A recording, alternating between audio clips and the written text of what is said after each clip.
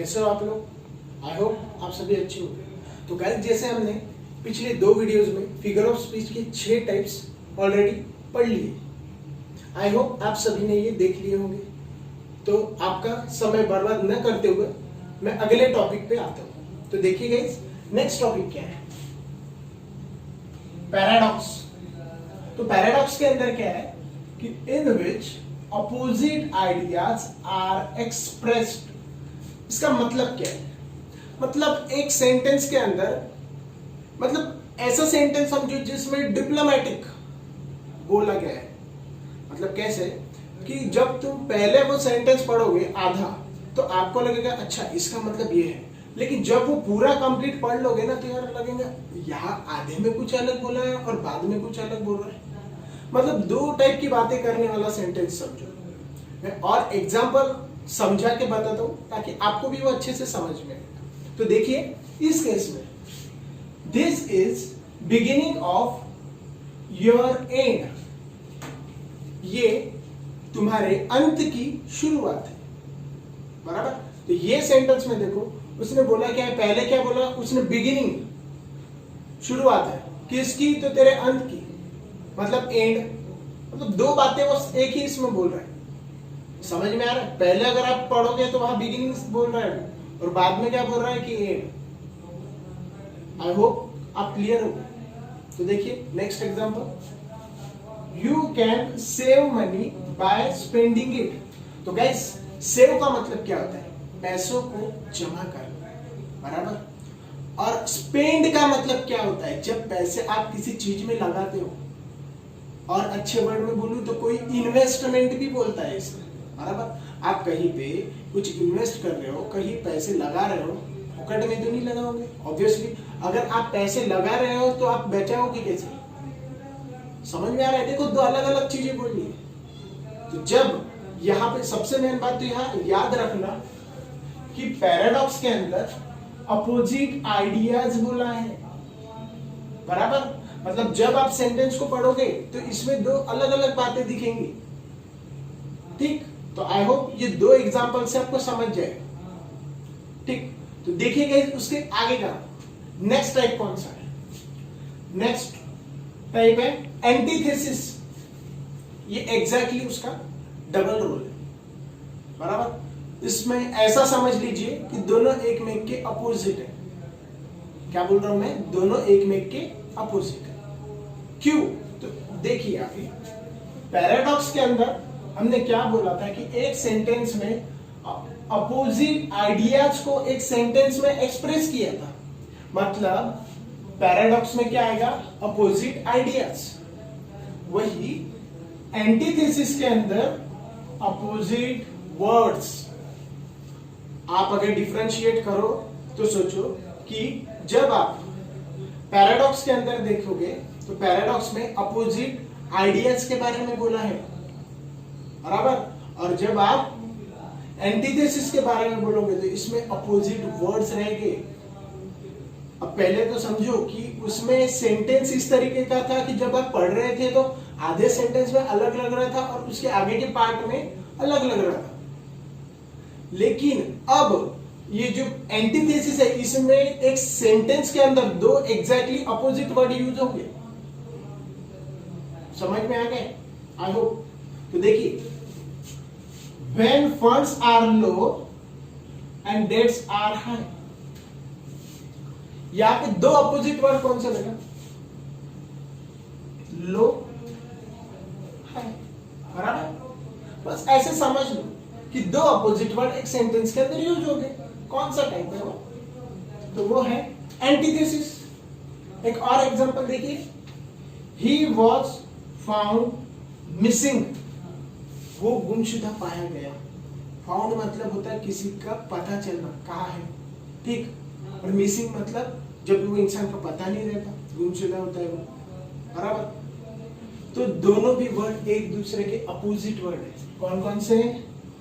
Found और missing, ये दोनों एक दूसरे के यहाँ पे अपोजिट वर्ड्स है। सेम इसी तरीके से यहाँ पर कौन से 2 अपोजिट वर्ड थे? लो और हाई। तो समझ में आया? तो देखिए, सिंपल से शब्दों में बोल रहा हूं, कि पैराडॉक्स में क्या होगा, अपोजिट क्या होगी, अपोजिट होगी यहां पे आइडियाज, वही एंटीथेसिस के अंदर अपोजिट क्या होगी, अपोजिट होंगे वर्ड्स। तो इससे क्या हो जाएगा, आपको बहुत जल्द कम टाइम के अंदर ये पता चल जाएगा और याद भी रहेगा। ठीक, तो आई होप कि आपको ये दोनों टॉपिक याद रह जाएंगे। अब आगे के टॉपिक पर, एक है क्लाइमैक्स और अगला है एंटी क्लाइमैक्स। जैसे ही मैंने पैराडॉक्स और एंटीथेसिस बोला है, आपको एक दूसरे के अपोजिट है, सेम उसी तरीके से क्लाइमैक्स और एंटी क्लाइमैक्स भी एक दूसरे के अपोजिट है। एक तो मैं इसको समझाने के लिए तुमको बताता हूं, वायरस वर्ड सुने होंगे। जब वायरस को कोई अपोजिट मारने वाला, ठीक, उस केस में हम एंटी वायरस, वायरस के अपोजिट एंटी वायरस ऐसे सुने होंगे, बराबर। तो क्लाइमैक्स के अपोजिट क्या होगा, एंटी क्लाइमैक्स, बराबर। अब हम समझते हैं कि क्लाइमैक्स किसे बोलते हैं और एंटी क्लाइमैक्स किसे बोलते हैं। तो देखिए, क्लाइमैक्स के अंदर जो आइडियाज होगी वो किस तरीके से अरेंज की होगी, तो असेंडिंग ऑर्डर। आई होप कि आप मैथमेटिक्स पढ़ चुके हो। What is mean by ascending order, जब सबसे छोटा नंबर फर्स्ट प्लेस पे हो, बराबर, और जैसे जैसे प्लेस आगे बढ़ेंगे वैसे वैसे नंबर बढ़ते जाएंगे। तो यहां पर भी सेंटेंस के अंदर वर्ड्स ऐसे रहेंगे। अब वो चाहे उसकी रिस्पॉन्सिबिलिटी से कंपेयर कर सकते हैं या और कोई वजह, आपको पढ़ के समझ में आने वाला कि यहाँ सबसे जो ये सेंटेंस में एक पर्सन के बारे में बोला होगा या कोई थिंग का, व्हाटएवर, जो सबसे इंपॉर्टेंट चीज है वो लास्ट में रहेगी। ऐसा क्यों बोल रहा हूं, मैथमेटिक्स में सबसे बड़ा नंबर कहाँ होता है, सबसे लास्ट में। किस केस में, असेंडिंग ऑर्डर। यहां भी तो असेंडिंग के बारे में बोला है उसने, बराबर। तो समझ लीजिए एग्जाम्पल के through, MSD is best husband, cricketer and captain. MSD, I hope आप सभी को महेंद्र सिंह धोनी इसके बारे में पता ही होगा। शायद ही ऐसा कोई बच्चा हो कि जिसे धोनी के बारे में ना पता हो। धोनी के बारे में बोले बराबर उन्हें 2011 का वर्ल्ड कप, 2007 चैंपियंस ट्रॉफी, हर चीजें याद आ जाती है। तो धोनी को याद, मतलब धोनी या वर्ड, बहुत कुछ यादें हमारी जुड़ी हुई है उससे। तो देखिए, MSD is the best husband. मुझे बताइए, एक इंसान, ठीक है, वो बंदे की ने शादी किया, वो बन गया एक हस्बैंड, ठीक, हस्बैंड है। तो ऐसे तो बहुत से इंसान है, इसमें क्या खासियत है, नहीं है ना। रोल रिस्पॉन्सिबिलिटी के हिसाब से सोचो। अच्छा ठीक है, वो एक हस्बैंड है, कोई बात नहीं। अब वो क्रिकेटर है, हस्बैंड से थोड़ा, अच्छा हर एक के हस्बैंड क्रिकेटर होते हैं क्या, पहली बात नहीं। क्रिकेटर के लिए भी उस कितनी मेहनत करनी पड़ती है, बराबर। तो रिस्पॉन्सिबिलिटी के जब केस में आप बात करो तो हस्बैंड के ऊपर भी कौन आ गया, क्रिकेटर। अच्छा क्रिकेटर के भी बात, क्रिकेटर तो बहुत सारे हैं, लेकिन इंडिया का कैप्टन बनने का सौभाग्य हर किसी के बस की बात नहीं। इसीलिए हम बोलते हैं कि कैप्टनसी की जब बात आई तब धोनी एक सिंगल ऐसा कैप्टन है जिसने इंडिया को इस मुकाम पे पहुंचाया है।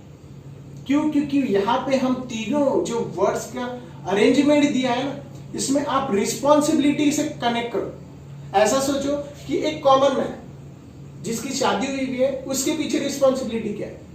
मैं उसको ये नहीं बोल रहा हूं कि उसको लाइफ में कुछ रिस्पॉन्सिबिलिटी है ही नहीं, ऑब्वियसली बहुत सारी होती है, ठीक, लेकिन इन तीन जो मैंने वर्ड्स दिए ना, इन तीन वर्ड्स को कनेक्ट करो, बराबर। अब आप बोलोगे सर कि प्रोफेशन में क्रिकेटर ही क्यों, और कुछ भी हो सकता है, लेकिन ऐसे भी तो कुछ होते हैं ना हस्बैंड जो सिर्फ जो फार्मर है, बराबर। तो इधर देखिए, MSD is the best husband, उससे भी ऊपर की चीज सोचूं तो क्रिकेटर, और उससे भी बेस्ट बात मतलब कैप्टन। इसमें सबसे बड़ी बात क्या है, इंडिया की टीम के लिए एज अ कैप्टन रिप्रेजेंट करना, बराबर। अगर मैं इस केस में कोच भी ऐड कर दूं तो सोचो कि सबसे इंपॉर्टेंट चीज कोच, बराबर। आई होप ये आपको, मैं आपको इस तरीके के एग्जांपल इसलिए बता रहा हूं कि एक बात याद रखिए, फिगर ऑफ स्पीच ऐसा टॉपिक नहीं है जो आपको अलग अलग टीचर नए नए एग्जांपल्स देंगे। तो आपके लिए जो सबसे बेस्ट और सुटेबल एग्जांपल है, एक टॉपिक मतलब वो जो फिगर ऑफ स्पीच का नाम याद रखिए और सिर्फ सिंगल एग्जांपल याद रखिए। क्यों? क्योंकि आपको फिगर ऑफ स्पीच ऐसे नहीं आएगा कि एक लाइन दी हुई है इसको इसमें कन्वर्ट करो। आपको बोला रहेगा कि ये लाइन कौन से फिगर ऑफ स्पीच की है, ऐसे पहचानो, या तो इस पोएम के अंदर फिगर ऑफ स्पीच कौन सी यूज की गई है तो मुझे बताइए। इसके लिए आपको नंबर ऑफ एग्जांपल्स लिख के देखना जरूरी है कि इसका ज्यादातर कंसेप्ट समझना जरूरी है। आई होप कि मेरे पॉइंट को आप समझ रहे होगे। इसमें आपको कंसेप्ट समझना उतना ही ज्यादा जरूरी है। और कंसेप्ट याद कैसे होंगे, कंसेप्ट याद कैसे होंगे, उसके लिए सबसे बेस्ट एक ऐसा एग्जांपल पकड़ लो कि जो तुम्हें वैसे, जैसे एग्जांपल मैंने बोल दिया तो अच्छा ये वो इसमें बोला था, हाँ तो ऐसे याद आ जाएगा। ठीक, तो next example, they came, they fought, they one. ऐसे इसको भी मैं, अगर ये तो एक वॉर से रिलेटेड भी मैं कर सकता हूं, और ऐसा समझ सकता हूं कि ये समझो क्रिकेट मैच है, ठीक, अपोजिशन वाले हैं, फॉर एग्जांपल ऑस्ट्रेलिया। ऑस्ट्रेलिया वाले समझो अब टीम के ही साथ आते हैं ना ऑब्वियसली, तो वो आए, ठीक, कोई बड़ी बात नहीं। फॉट, वो लड़े, ठीक, कॉम्पीट करेंगे ना जीतने के लिए, बराबर। और उसके बाद वो जीत गए, वन। सबसे इंपॉर्टेंट चीज कौन सा बेटा, वन। अच्छा, आए बराबर जीतेंगे ही इसकी गारंटी है क्या? नहीं, ऑलवेज पॉसिबिलिटी, या तो जीतेंगे या हारेंगे, और जो हमारे हाथ में नहीं है वो होती है मैच जब ड्रॉ होती है, बराबर। यहां भी देखिए, दे केम, दे फॉट, दे वन। यहां भी सबसे इंपॉर्टेंट चीज लास्ट में है। यही तो अपने मैथमेटिक्स में भी होता है, जो सबसे छोटी मतलब छोटा नंबर होगा वो पहले रहेगा, उससे बड़ा उसके बाद, उससे बड़ा उसके बाद, असेंडिंग ऑर्डर के केस में। आई होप आपको ये क्लियर होगा। अब नेक्स्ट टॉपिक देखिए, क्लाइमैक्स के एग्जैक्टली अपोजिट क्या होगा, एंटी क्लाइमैक्स, बराबर। एंटी क्लाइमैक्स में मैंने क्या बोला, अगर क्लाइमैक्स के केस में आइडियाज को असेंडिंग ऑर्डर में अरेंज किया होगा तो एंटी क्लाइमैक्स के केस में उसे एग्जैक्टली अपोजिट डिसेंडिंग ऑर्डर में अरेंज किया होगा। मतलब अपने क्लाइमैक्स के केस में मैंने क्या बोला, जो सबसे मेन चीज है वो लास्ट में आएगी, तो एंटी क्लाइमैक्स के अंदर जो सबसे मेन चीज है वो सबसे पहले आएंगी, चाहे आप उसे किसी रिस्पॉन्सिबिलिटी से रिलेट करें या और व्हाटएवर। ठीक, तो देखिए, ideas are arrange in a descending order. तो देखिए, she lost her family, her ATM card, her bag. मुझे बताइए, अच्छा उसने क्या क्या चीजें खोई। सबसे पहले तो उसकी फैमिली। मुझे बताइए, एक इंसान की जान की वैल्यू आप लगा ही नहीं सकते, और उससे भी बड़ी बात मतलब फैमिली, प्राइसलेस, आप उसको गिन ही नहीं सकते कीमतों में। ठीक, सबसे कीमती कौन है इस चीज में, फैमिली, बराबर। सेकंड में क्या दिया है, एटीएम कार्ड, बराबर। अब एटीएम कार्ड में ऑब्वियसली पैसे हो गई, और थर्ड बैग। अब बैग की कीमत एटीएम कार्ड से कम ही रहती है यार ऑब्वियसली, तो इस केस में भी क्या बोला मैंने, जो सबसे बड़ा नंबर होगा, जैसे कि डिसेंडिंग ऑर्डर में पहले में आता है, तो यहाँ पे जो सबसे इंपॉर्टेंट चीज होगी सेंटेंस के अंदर अरेंज की हुई हो जो है उसमें फर्स्ट नंबर पे होगी। तो देखिए, इसलिए यहाँ पे पहले क्या लिखा है, फैमिली, एटीएम और हर बैग। अब ये एग्जांपल समझो कि कोई कार एक्सीडेंट हो गया, ऐसे कोई भी एक इंसिडेंट हो गया है समझो, तो ऐसे चीज में ऐसे एग्जांपल्स यूज होते हैं। जैसे एक लड़की है, उसने उसकी फैमिली गंवा ली, अब उसके साथ में हो सकता है कि एटीएम कार्ड नहीं होगा क्या, ऑब्वियसली होगा उसके पास, और क्या हो गया, बैग वगैरह लेके नहीं जा सकती, ऑब्वियसली जा सकती, तो बराबर है, कनेक्ट करना सीखो। ठीक, तो ये एग्जांपल मुझे उम्मीद है कि आपको समझ गया होगा। क्यों? क्योंकि ये एग्जैक्टली अपोजिट किसके हैं, क्लाइमैक्स के। फिर अब देखो, he is great actor, father, husband and son. जैसे कि ग्रेट एक्टर, फॉर एग्जाम्पल मैं सोचूं कि शाहरुख खान बहुत अच्छे एक्टर, ठीक। अब फादर, ऑब्वियसली उनको बच्चे भी है, तो वो फादर भी, एक अच्छे फादर भी। फिर हस्बैंड, बराबर, एक अच्छे मतलब इंसान भी है, किसके लिए, अपने वाइफ के लिए, बराबर। और एक अच्छे बच्चे भी है अपनी माँ के लिए। तो मुझे बताइए बेटा, इस केस में एक्टर ये उनका प्रोफेशन है, बराबर। एक्टर्स मतलब उसके टुवर्ड्स उनकी रिस्पॉन्सिबिलिटी बहुत ज्यादा है, उनको साइमल्टेनियसली 4 रिस्पॉन्सिबिलिटी फॉलो करनी पड़ रही है, बराबर। कौन कौन सी? पहले तो एक्टर, फिर उससे थोड़ा नीचे को थोड़ा कम रिस्पॉन्सिबिलिटी किसकी, बच्चों की, हस्बैंड की, और उससे भी कम मतलब वो खुद एज अ मतलब एक बच्चे अपनी माँ के टुवर्ड्स। तो आई होप ये चीज आप समझ चुके हो। तो गाइस देखो, आज हमने क्या पढ़ा, हमने 4 फिगर ऑफ स्पीच के टाइप्स पढ़े। कौन कौन से? पैराडॉक्स, एंटीथेसिस, क्लाइमैक्स और एंटी क्लाइमैक्स। पैराडॉक्स के अंदर मैंने क्या बोला, यहाँ पे अपोजिट क्या देख लीजिए एक बार और। पैराडॉक्स के अंदर अपोजिट आइडियाज को एक्सप्रेस किया हुआ है, क्योंकि यहां पर आप गलती कर सकते हो, इसीलिए मैं आपको फिर से दिखा रहा हूं। पैराडॉक्स के अंदर अपोजिट आइडियाज की बात की है और एंटीथेसिस के अंदर अपोजिट वर्ड्स की बात की है। बच्चे कंफ्यूज दोनों में ऐसे होते हैं कि एंटीथेसिस में वो बोल देते हैं कि अपोजिट आइडियाज, और पैराडॉक्स में बोलेंगे कि अपोजिट वर्ड्स, जो कि एग्जैक्टली गलत है। आप अपनी गलती कहां हो सकती उस पर ध्यान दीजिए।